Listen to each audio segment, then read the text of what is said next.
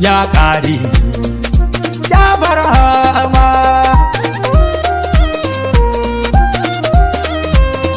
Ya ilahi na roƙe ka salati gurin manzanka, adadin ruwa har shuka wanda duk muƙami ya fi. Tafakkuri ya ƙare a cikinka ya barhama.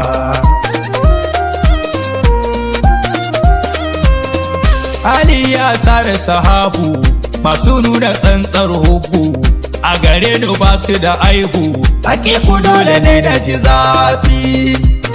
Ya ƙare ya barhama.